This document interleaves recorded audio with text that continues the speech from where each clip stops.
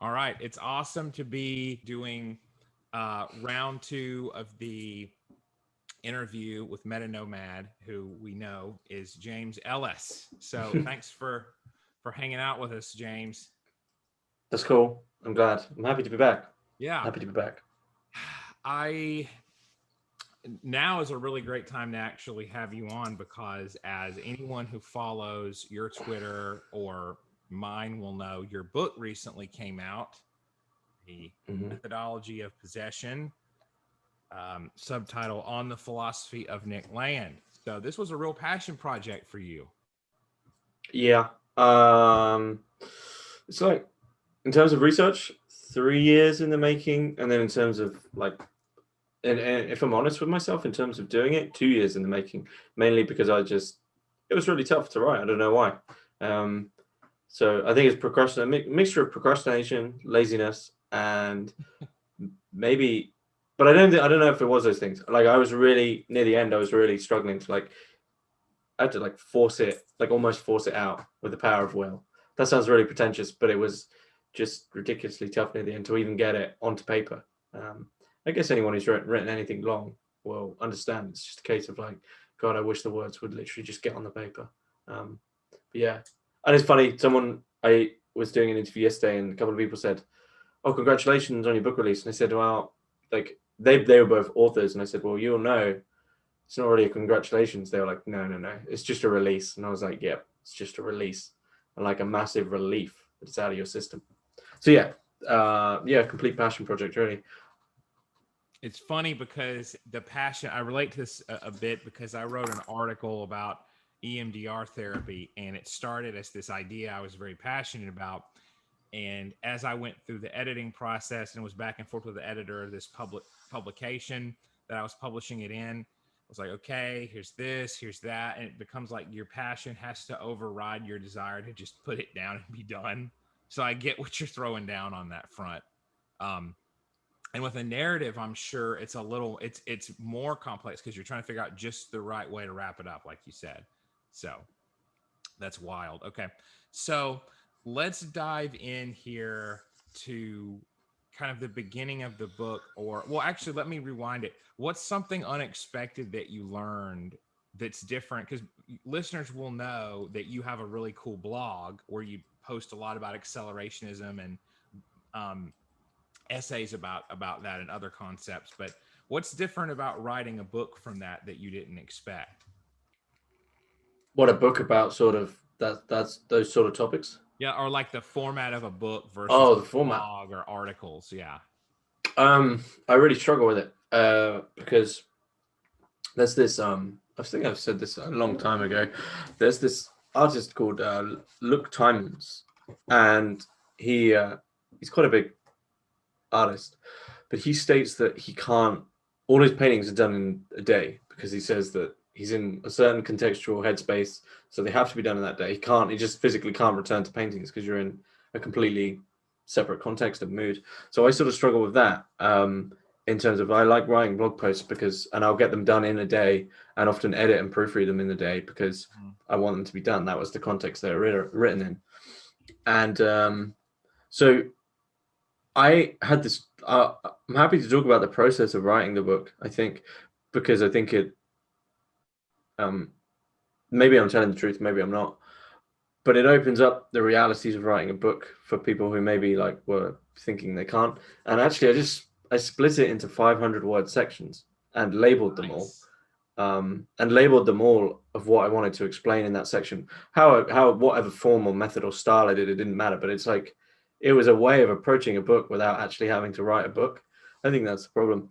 So it meant that I could do sort of sometimes 4 or 5 of them in a day, and it was all in the same context.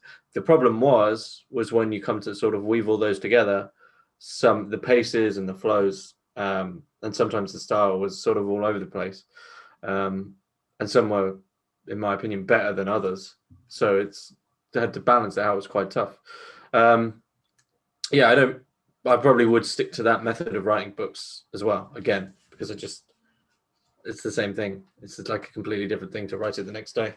Yeah, it's a really good suggestion because I hear a lot from people about like the daunting task there of writing and the National Novel Writing Month. The gist of that is like write a certain amount a day for 30 Hmm. days. And so, I mean, that's like the radical version of that of like, I'm going to sit, I'm just going to write something and have it be this amount of words, whatever it is, I'm going to do it. So what you're saying is like, be very intentional, 500 word sections. I think that way, I mean, that's very much a therapeutic way of looking at it where you've got a goal that's very imposing and then you're turning it into something that's far less anxiety provoking. And I think when people do that, it seems it's like more manageable for sure. Hmm. Definitely, Yeah. definitely. So let's go back here. Since it's in the actual title of the book that this is a philosophy of Nick Land kind of treatise here of book length. Um, when did you get into Land? I mean, this is in the book, people. I mean, I know there's dramatized accounts and things like that. Well, let's start there. You call it what? Fiction as theory? Is that the genre? Theory fiction, Yes. which Okay. is sort of the genre that Land, Yeah. birthed in a way, Yeah. along with others. I think it's all. I don't know if he can entirely be credited with that because I think nowadays we might have considered Lovecraft theory fiction. It's just less parts theory, more parts fiction. But I think there's other writers who were doing that before Land. I think that framework's always been there, but I think it became signified with Land. As for your other question of sort of how I came across Land, Mm-hmm. the reality is whether or not the person in the book is me Uh-huh. is sort of up for question. Uh-huh. I think I would say it's many people. That's the impression I've got so far. People who've spoken to me about it, they said they really, really enjoyed the start of the book because they can really, really relate. So I sort of based that on a lot of what I was seeing, inclusive of my own experience.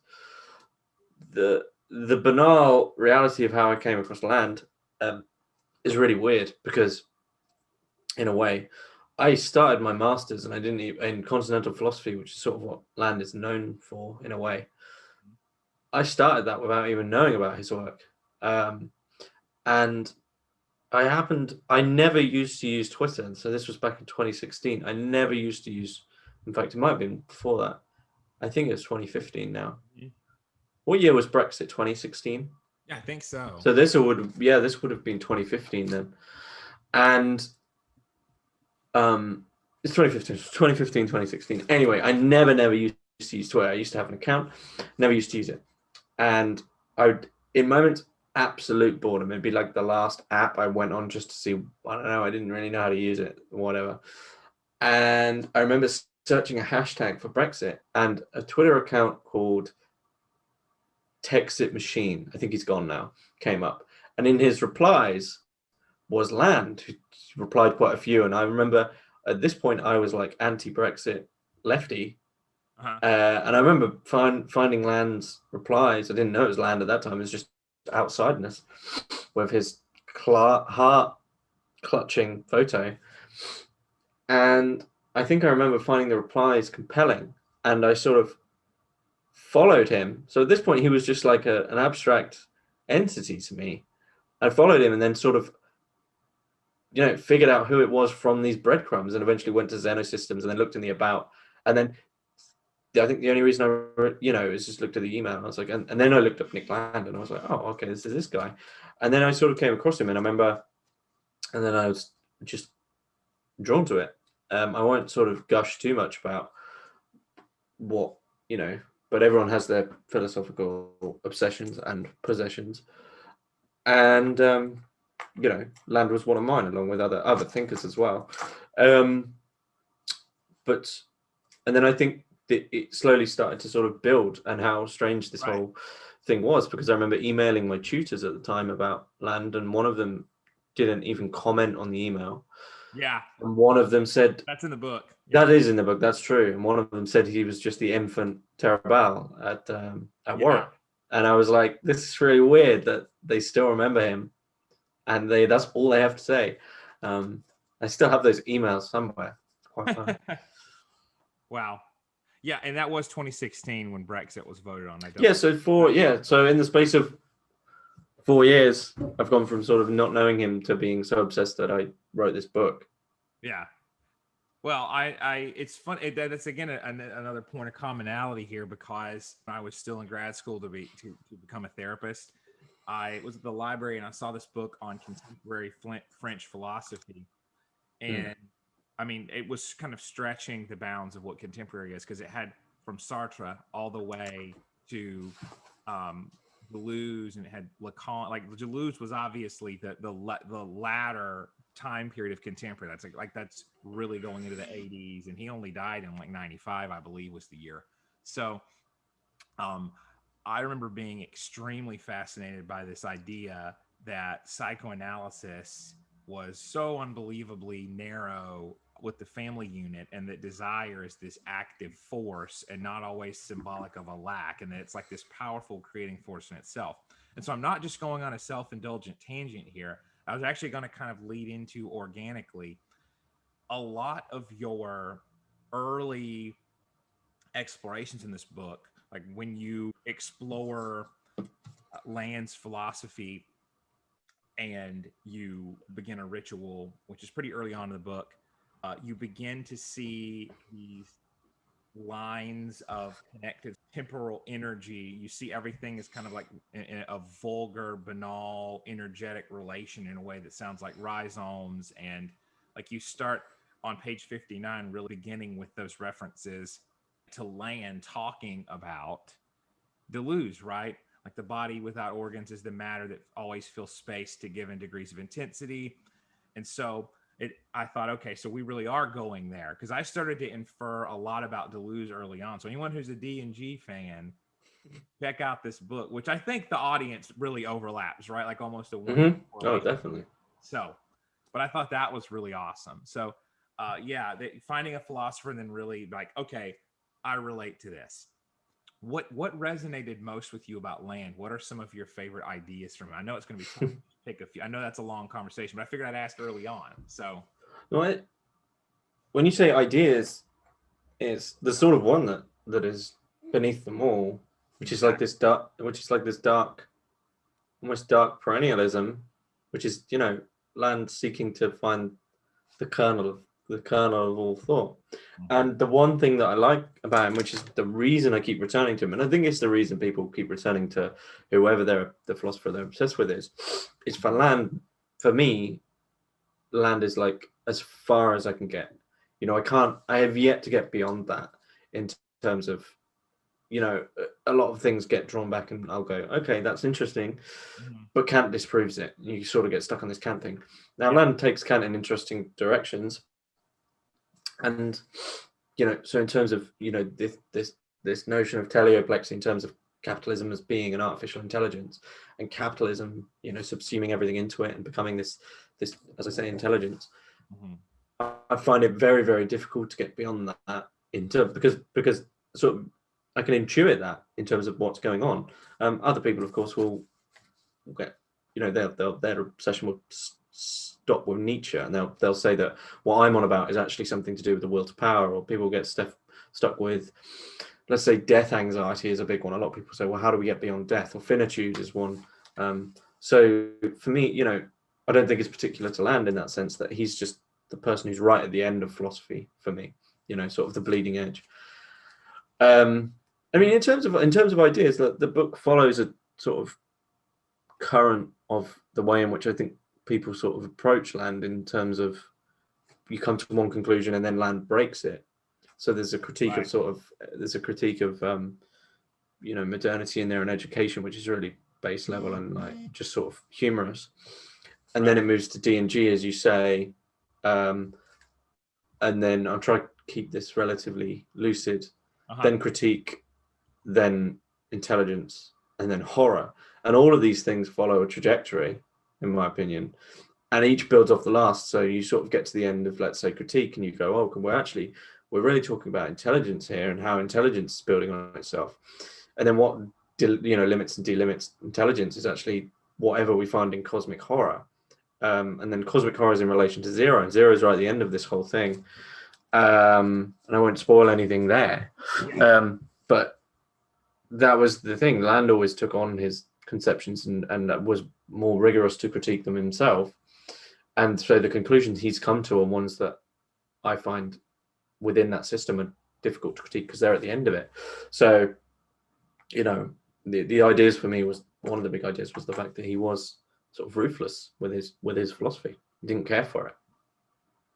Brilliant. I mean, and my appreciation for Deleuze, the idea of like apparatuses of capture and a control society where now things are just spat out according to me. Deleuze and Foucault takes Foucault and he adds more language. And I know that's a bastardization on par with nothing else, but the idea of control and discourses and taking the cybernetic language and saying, okay, this apparatus of control and things like body without organs and intensities and flow, it's like the hydraulic metaphor framework, that terminology that Freud used, but on steroids or some kind of stimulant, more likely. But and so seeing how Land uses that, and he says, okay, well, that's zero. Zero is this positive feedback that subsumes and consumes everything. That helped me. That was kind of a scaffolding to me understand that, to help me understand that concept of zero. It's like not existential angst or malaise. It's this potentiation.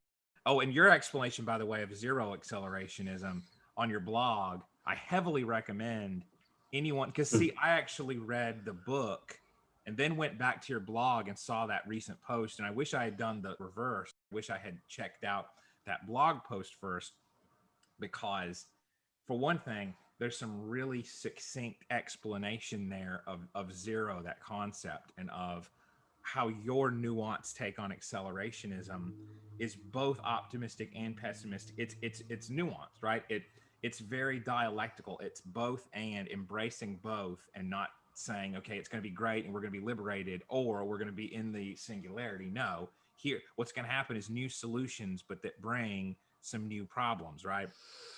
I really like I disagree that it's dialectical, just because I think I might be allergic to dialectics. Oh, I try to put it. No, it's okay. It's just more in the vein of that what we'd consider the negatives coming from zero.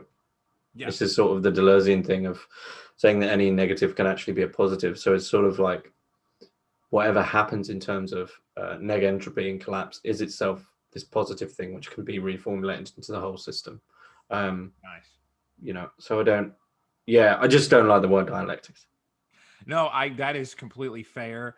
The way that I use it is completely different typically than a lot of philosophers, because there's this therapy called dialectical behavior therapy, where you take something like, this is a horrible situation and I can choose to do well. And so it's kind of they call it like a both and thinking. And so you take the dialectics and you like make them make sense on your own. It's for people who have really bad emotion regulation, who can like validate themselves while also choosing not to have an emotional breakdown, right? And so what you're talking about in this blog, I have to say, I'm really glad I found that before I interview, because I think you're really spot on. And I hate to say it because it's such an annoying thing, but your prognostication for the way life coach Twitter is going to go, because I'm watching that in real time. And for listeners, like, I'll let you say it, but I wanted you to hit on that. And while I'm thinking about it here, your idea for what the motivational Twitter space and just the internet space is going to look like. You gave some predictions. Was that people was that on a?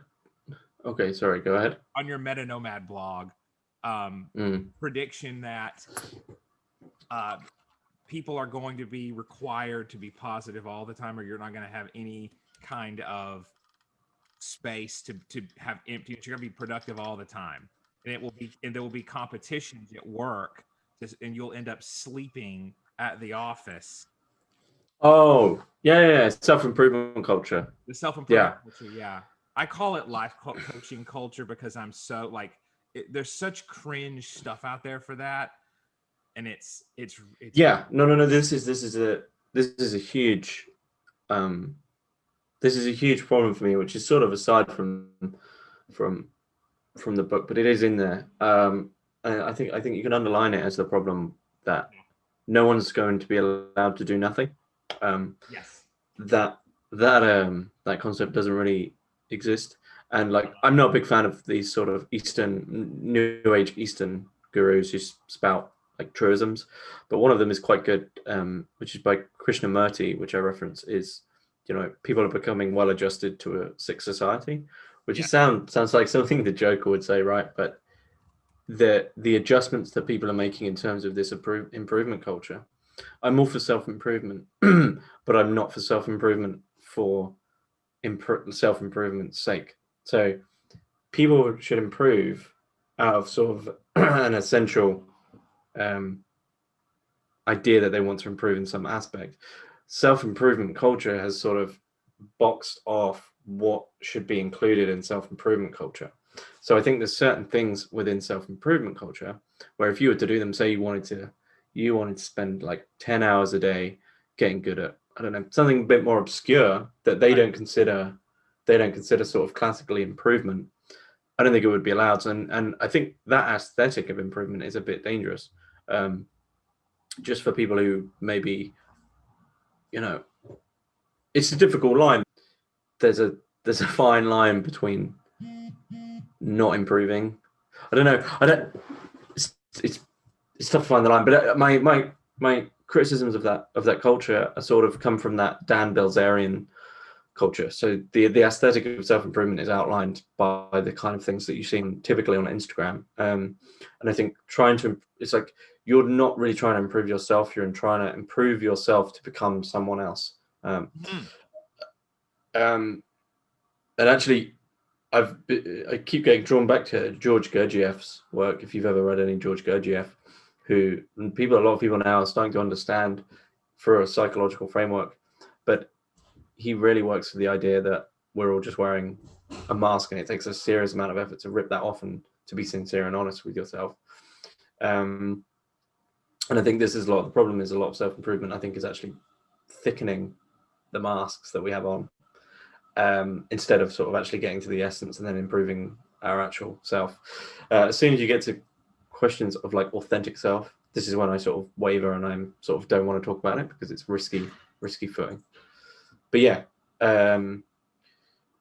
what's going to actually happen is I just feel like it's just going to go mad. It's just going to seem a bit absurd.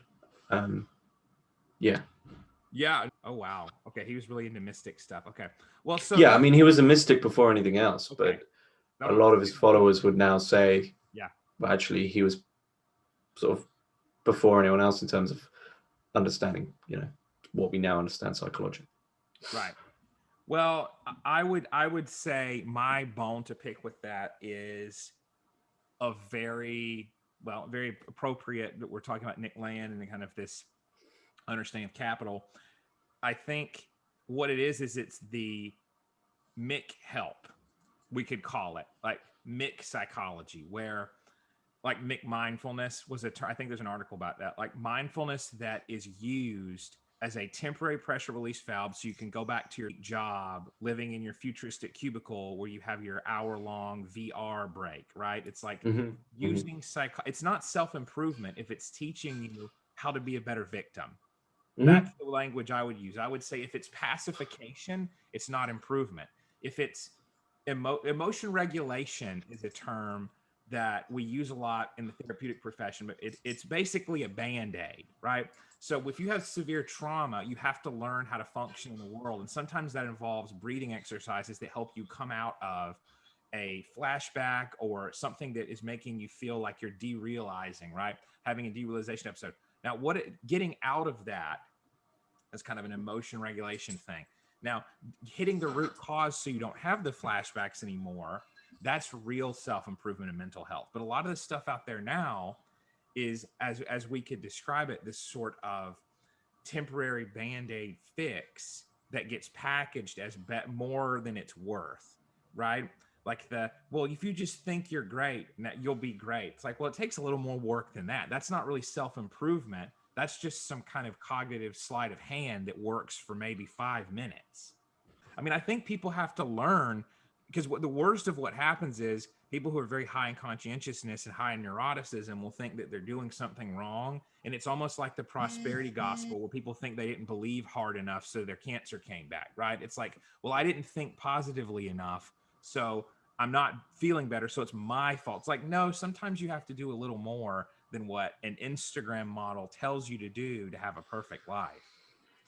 Well, I'd say that that's largely down to contemporary relationship with suffering and pain.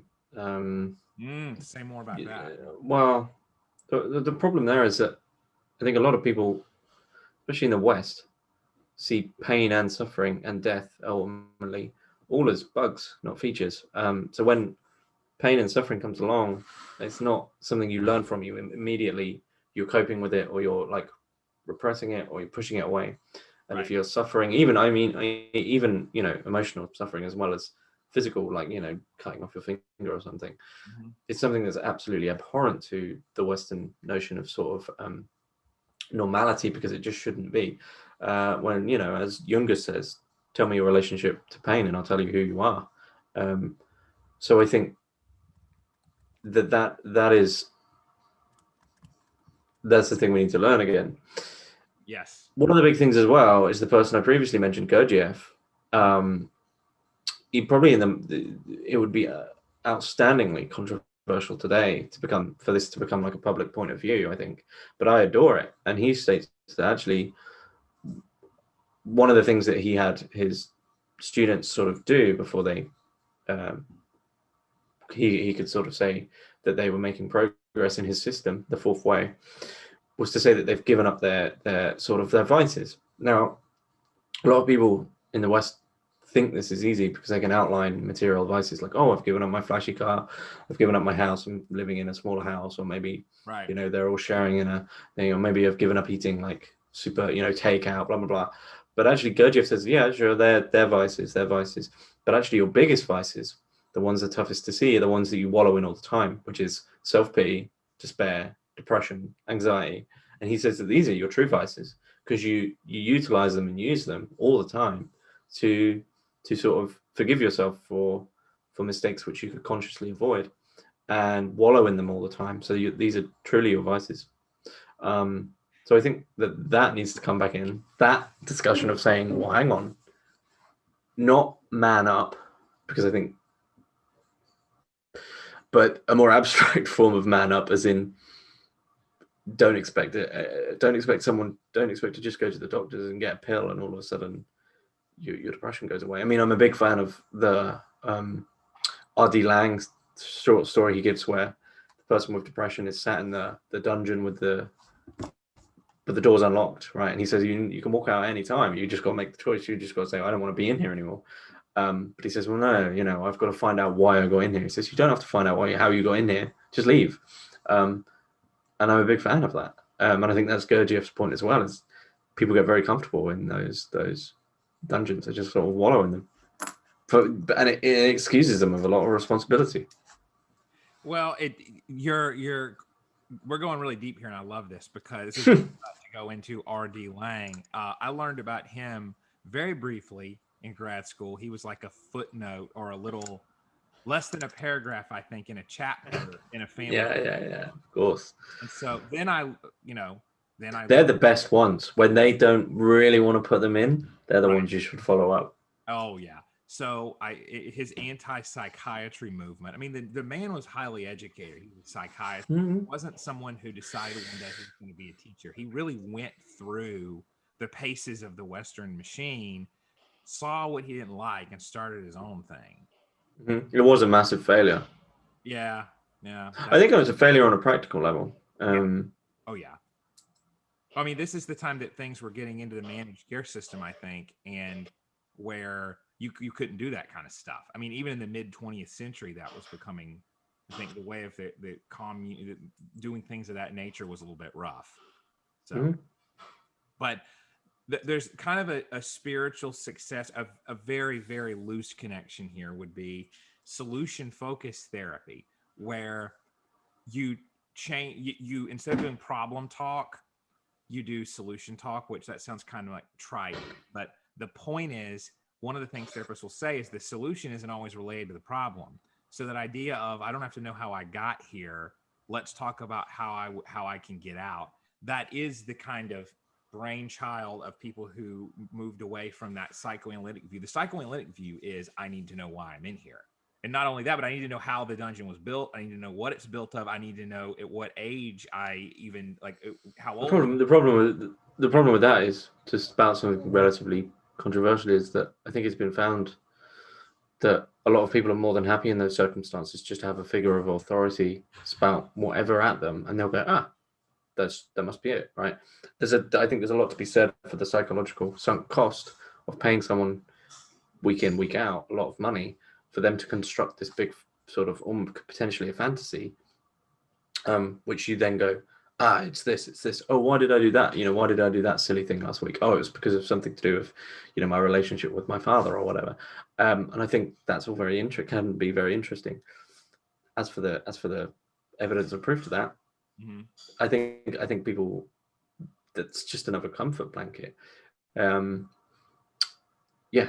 So that this is the whole point of Anti-Oedipus, I think, is behind a lot of what Deleuze and Guattari are writing. If you were to sort of explain it in a very short sentence, would be, but what if psychoanalysis is a load of bull? Right.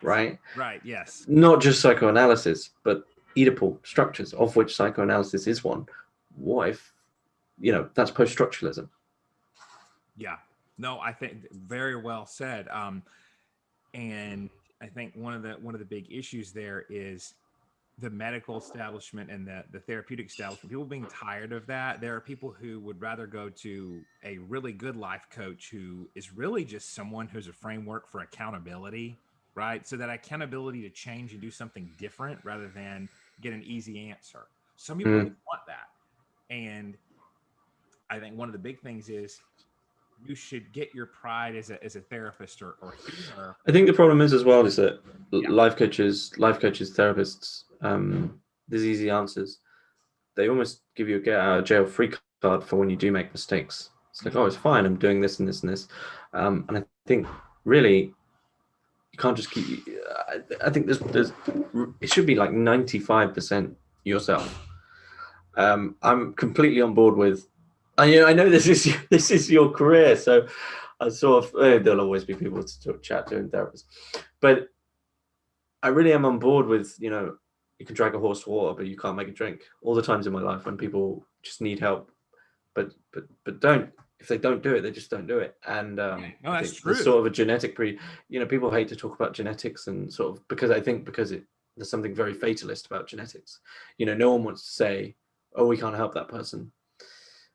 But I lean far further to that side of things of, unfortunately, the universe isn't fair, and some people will be born in the same way someone might be born very, very short, or someone might be born with, a predisposition for eating sugary things and getting, fat or whatever.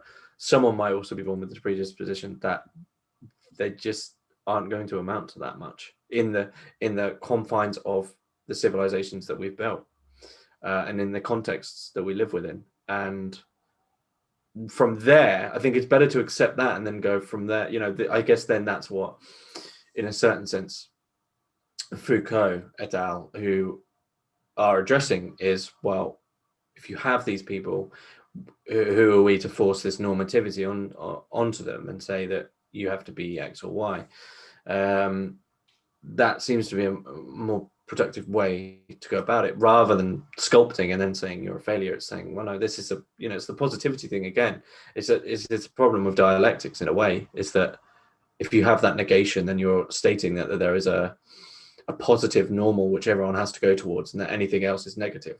Well, yes. How about that if someone doesn't fit into the societal context that we've given, that they are a positive, but they just need their own context, whether or not you want to, there's certain contexts I certainly don't want to live within. I don't want to live in a communist context, for instance, but there's plenty of people who positively can go try that if they like, away from me. Well, I mean, I am someone who really stays away from controversy. I'll just say that right now. I think any of my listeners and anyone who follows me on social media will know I don't regularly do shit posting or stir up trouble. So when I say I don't think it's that controversial, I mean, it means something. I don't think it's controversial to say people have different thresholds for emotional regulation, for attention, right? People may have to struggle more with ADHD, but be more creative. And their cross to bear is that they. Does ADHD exist now? That's a great question. I Does think. it? I mean, you put an 8-year-old boy or girl who's got Ooh, bundles of energy in okay. a confined classroom and say you have to listen to this boring teacher for 8 hours a day under fluorescent lights, and you're not allowed to move. When you're young and you want to go out and, it seems that most kids want to be kinesthetic learners. Oh yeah. Then to say in that context, then to say that when you begin to look at it like that, and to some kid who's fidgeting or something, or who wants to shout out, when you put it in that context, which Foucault, I guess, would in a certain sense, and Ivan Illich would, and John Taylor Gatto would. I know. You can then just. It's very easy to say anyone who's fidgeting in the context that we've created, the productive societal context we've created, they've got this thing, right? But that's just complete rubbish. You can't just. It's just something you disagree with in the context that you agree. Something you found a fault in the context that you've created. Well, that's fine, but you created the context, so don't then. And I think that's the horrible thing is then these kids.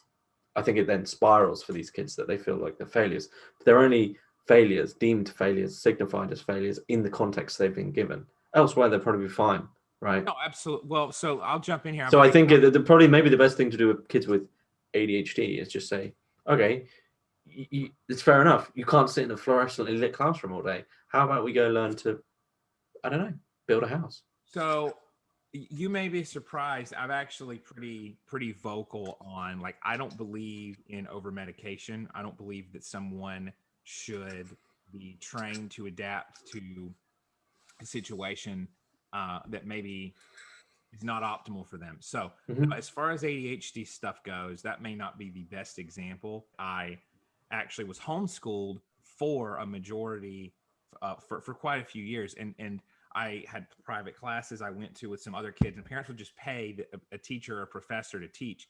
So there was still an element of sitting down, but there was less of that, and it was less sitting for its own sake, and it was sitting for classes. Like, I didn't really have a homeroom. There was study hall stuff, but it was like not everything was like there was a purpose for it. So I totally get your, let's say, issues with the context of learning an 8-year-old child having to sit and maybe being more kinesthetic alert. I think we've really got to do a lot of work on that. So I'll use the example of people have a lower or higher threshold for dealing with anxiety, right? So that is something that biologically we've seen a lot of evidence for. We've seen, meaning that some people are going to have to do more self-talk and deep breathing, things like that, to handle stressors. That happens. That is more what we can go on to your point of it's not fair that people are born different.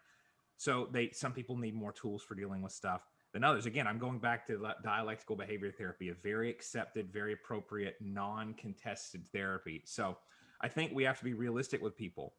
And what happens is when you get a therapist's desire to be liked, and to continue getting money from a client, I can say it, I'm in the field. I don't think all therapists are bad. I do think if you have an unconscious need to be liked that you haven't explored, the worst ethics would be someone actually consciously trying to keep clients dependent, right? When we have stuff in the code of conduct, but I mean, people break codes of conduct all the time, sadly.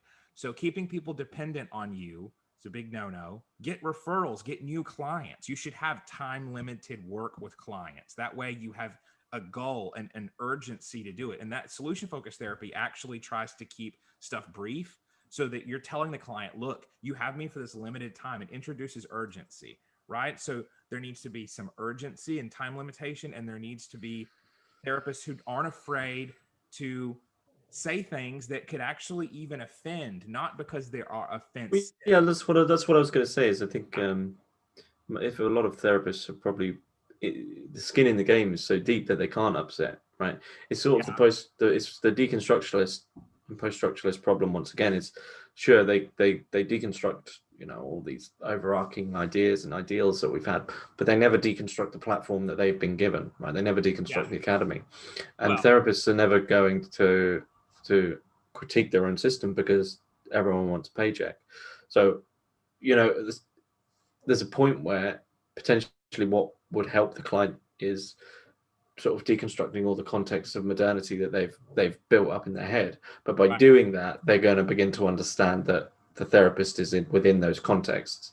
So there's a fine line where if you say certain things and they begin to understand certain things about themselves, they're no longer going to believe they need a therapist.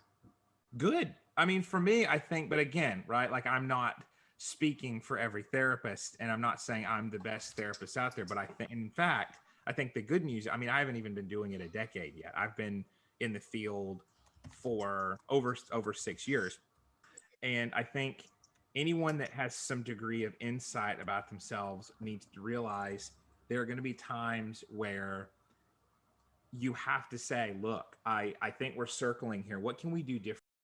I think this is a tangential thing here that's relevant. People don't really learn that you can be assertive without being rude. I think there are a lot of therapists who are afraid to say, hey, we've talked about this a bunch and I've suggested stuff and it's not working. Have you tried it? Is this not something that you think is going to work for you? What's going on here? I mean, something like that you can say, I don't think we're making progress. Do you need a referral? How are you feeling about our work? Tell me what you're and you can politely push things in a way where, but again, are you inclined to do that, or is it easier to chat through an hour and get paid? So clients don't know what they don't know. If your bone is broken, you know what the problem is and you know what the solution is.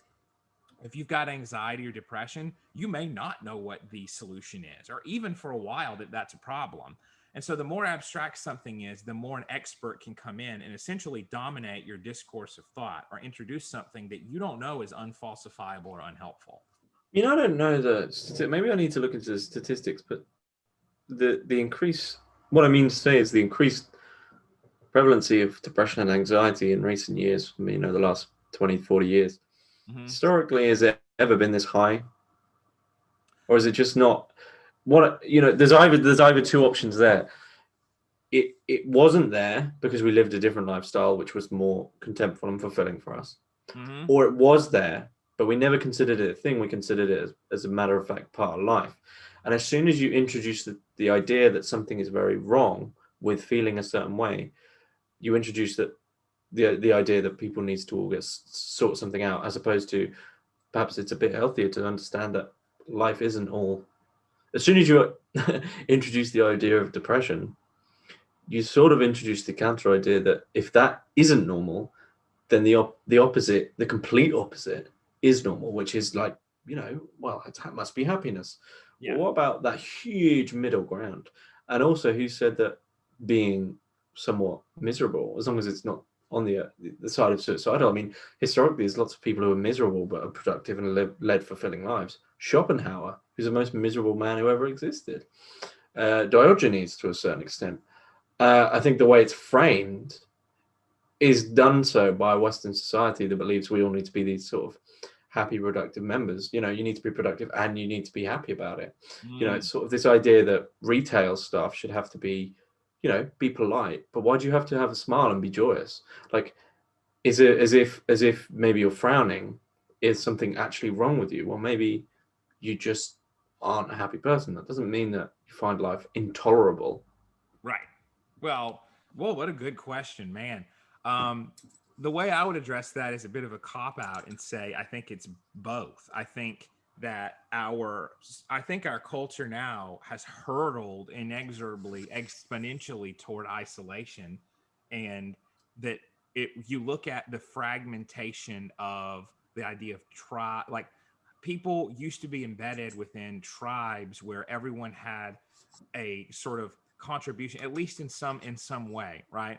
Like, I think the apprenticeship model is really good for professional life. I think when you have a boss who's invested in you, not as an employee, but as kind of a entire unit, that's more beneficial. I think we look at the people living alone, kind of in an apartment. There's a lot of isolation now. I'm not going to get too much on that tangent. And I think when someone identifies with their disorder, it makes it worse, and then they identify more with it, and it makes it worse, and they identify more with it, and it becomes like living as a label. And so if you think I am an anxious person, again, like this stuff that we're saying that can sound kind of controversial, there's actually a big movement that's apolitical to tell people, like, say that you have anxiety versus, or that anxiety is interfering versus I'm an anxious person. Like when you start to identify and imbibe, like in your book, you talk about language invading. And so your trip begins when language begins invading your understanding of things. If anxiety becomes your framework and you are anxiety, you're going to have more of it. So I think you nailed. I think it's isolation and it's living by this label and saying, well, I have anxiety, so this explains everything. If that's your explanatory framework, you're not going to be able to escape it. You can say, I suffer anxiety and it comes up but I'm switching and I'm choosing to do something different and to turn that channel off mentally. You're not going to be able to do that if you think you can't. Well, yeah, it's turning that channel off. It's turning the channel off, but it's also saying, actually, does this channel exist? Does it exist in the way that I think it does? Who created this channel? Why do I think about this channel the way I do? You know, who's taught me that? Oh, absolutely. Yeah. It's very important. I mean, I've seen posts and I've seen things on Tumblr, which I think part of this, by the way, is people self-diagnosing. So I've seen things about like people having anxiety at giving group presentations and saying, well, I need a teacher's note. I need to get out of this. So I did public speaking in high school. I did debate with a bunch of other kids. And there were times, like the first time I did it, there was some anxiety there. And then even the so there's a big problem with that. I think I've heard from some of the teachers I know that, right? You know, you hear on the radio about kids saying about anxiety about exams as if anxiety about exams is a thing. No.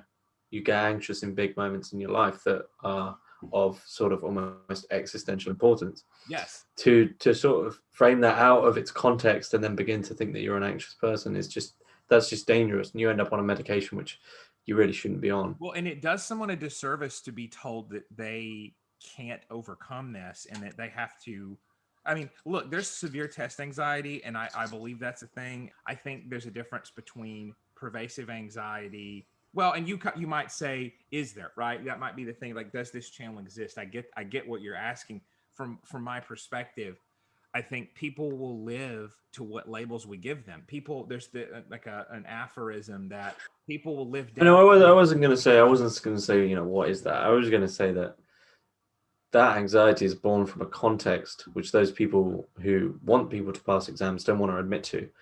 So the reason they are anxious about these exams is because they believe in the whole context and structure of modernity.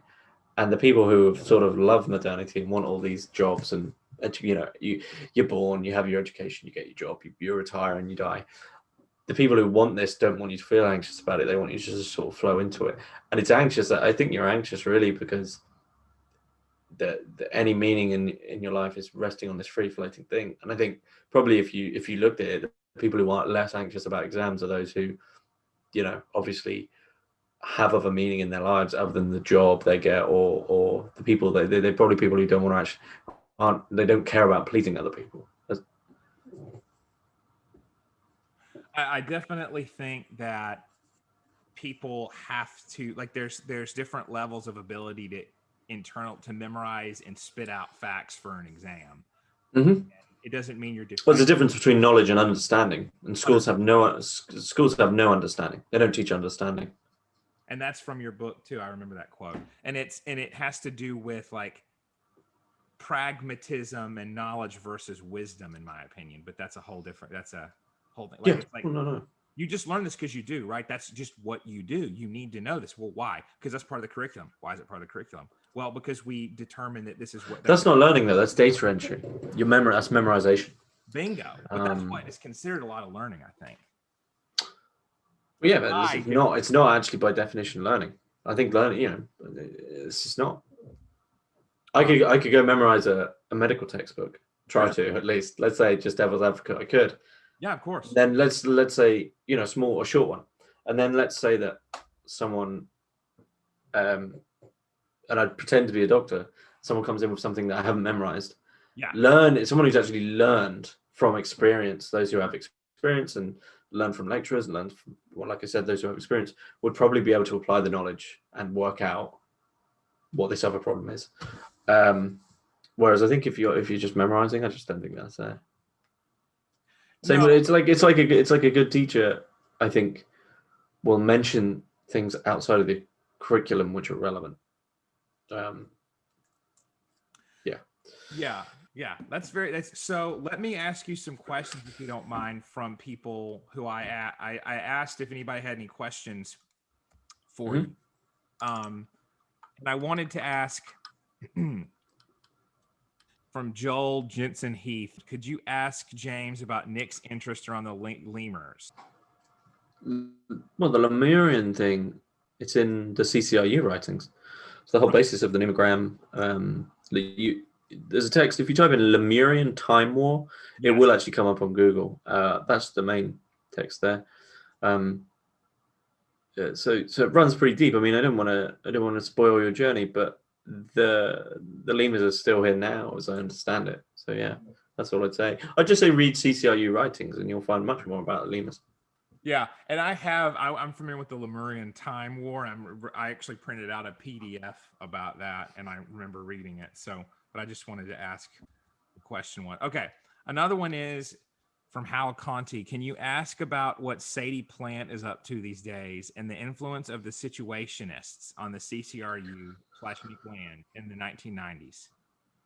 I haven't read any Situationists, so I couldn't tell you about the influence. As for what Sadie Plant is up to, I've heard she's she left. She sort of exited the academy before anyone in that group, I believe, and I think she still doesn't really want anything to do with this kind of stuff. From what I've heard, could be complete nonsense. Sure.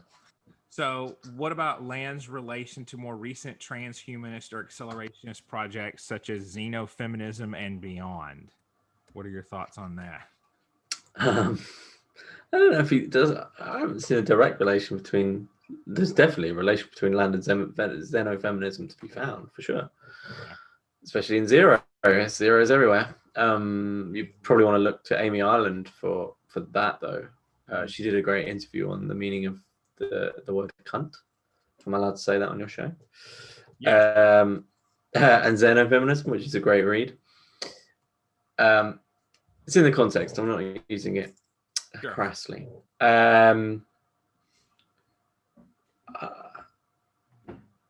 As for the transhumanism, it's tough to answer because there's posthumanism, transhumanism. Right. I would argue, which does come feature in the book a bit, that as soon as that word humanism is there, I wonder whether or not Land is actually on board. Simply because that's sort of undefinable in Landian philosophy, and what it's seeking, what it's going towards, and the outside, which it's interacting with at all times, is the thing that potentially may eventually allow us to define what humanism actually is. So yeah, I'd be skeptical of transhumanist ideas, except as like a cyberpunk aesthetic. Right. Transhumanism, humanism, all these terms have been bandied about so much. There's a good book by David Roden called Posthuman Life, where he sort of defines these things. Okay. Yeah. Okay, got it. Well, we'll see if your blog predictions come true. I think another that you throw out that's very likely, I've thought about this too, is that people continue to engage in certain distancing behaviors and wearing masks and just thinking this is how you conduct yourself, even when the vaccine is readily available and there's kind of the mitigating things that render that unnecessary. People will continue doing it. That's how habit works. So I think you're on some good footing there. Yeah, I mean, it's like an abuse of habit, though, right? The government introduced all these measures. They're in for long enough that we get used to them, and you no longer think about putting on a mask or washing your hands. And then eventually they don't explicitly say they're removing they've ever removed the measures, and they never, let's say they never do. They just never announce it. People would just keep going on. People would just keep wearing them, I think. And that is sort of a very boring form of fascism. You know, it's almost like a gaslighting form of fascism. I mean, the worry there on a biological level is that you wrap people in cotton wool. If we wore masks all the time and weren't ingesting germs and bugs like we should do all the time, we wouldn't even be able to eventually deal with a common cold, and we'd be reliant then on antibiotics more and more, and the antibiotic crisis would just accelerate. So if it was me, strip the masks off and accept the deaths. People die. It happens. Some bugs like these are going to come along, and I think it's almost wrong for the human race to assume that we're absolutely superior to all animals, except a microbe. Things like this will happen, and they have happened, and they do happen. Kind of an accelerationist view. No, not at all. I'm not saying like accelerate the. I'm not saying accelerate corona. I'm saying the attitude towards death, I think, is quite unhealthy. But that's just me. And I have lost one person within the corona epidemic, so it's not like it hasn't affected me, and I'm saying this. So there you go. I'm sorry for that. That sucks. Oh no, it's fine. Jeez. I noticed that the book was published in Columbia, South Carolina, which is so fascinating because I actually am from South Carolina. Oh, no. It's just published it's printed by Amazon, probably in their most local printers. Oh, that's what that is. Okay, never mind. Well, yeah, mine was like printed in my proofs were printed in Poland, which is apparently the closest one to the UK, which is weird. Wow, yeah. So yeah, sorry to bust it, Bob. I don't care. It says it on there, so I thought it was cool.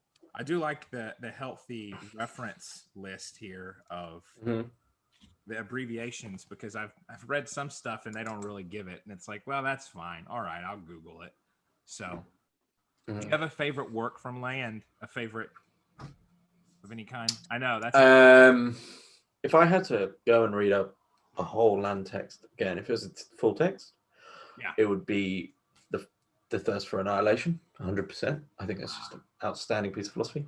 If it was one essay, if I said essay, then it would be After the Law, which is found in Fangin Manor. And then if it was one online piece, it's Hellbaked, 100%. It's Hellbaked on Xenosystems.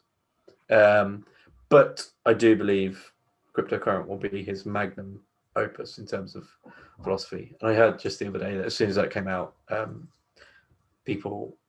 crypto people were just like weren't speaking about anything else for weeks after that came out. So it's news to me.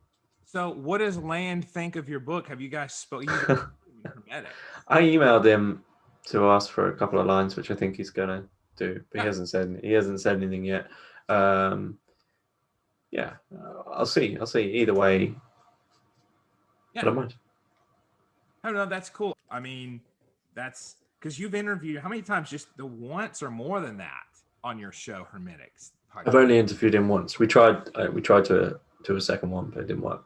Okay, yeah, I was that you interviewed Greer a few times. Oh yeah, like I think we're on 7, and now Greer emailed me the other day to say we're just going to start sending you all my new releases, and we'll just do an interview every single time. Nice. As a book, which is like 3 times a year. He's very prolific. I'll definitely. He's insane. No, it's mad. Yeah. I'm a big fan, and I can't keep up. Yeah. I had to actually look up some of the stuff in the book about magic because I am not an initiate. Oh, in my book? Yes, in Goetic magic, in yeah. So some of that is dramatized and we say diverted from the fact of what people could do if they looked hard enough. Right. Simply because you don't reveal everything you found out. So there's stuff put in there to sort of spice it up and make it sound, like the Abramelin operation comes in, which isn't really too relevant to the reality. Okay. But it was a way to move the narrative along. No, it was, but so for anyone who's listening to this, as they should be, as a part 2, I will say in our part 1, you discussed your initiation and involvement in some magical practices, and then noting that like you'd throw screws into a bucket and they'd be standing up straight, things like that, coincidental things. And I was like, oh, well, this really part of some. I mean, the fiction, I will say, it's written very well because this overlaps and it's par for the course in a book like this about Nick Land. Like the fiction and the reality for anyone that knows you at all, even after talking to you for an hour like I had, I think they kind of will wonder, how real is there any truth to this? So yeah, they can keep wondering. exactly. That's fine. But it's funny because usually I would assume that something magic related is completely fiction.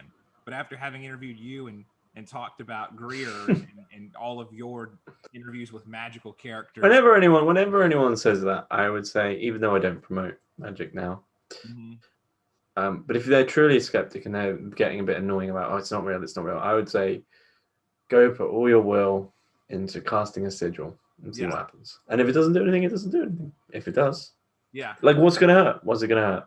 That's what I always say.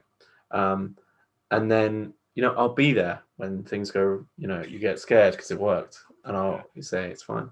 No, I don't doubt that. I mean, it's interesting because I think you and I are both. You're Christian, right? No. Yeah. Since all that moved back fairly hastily.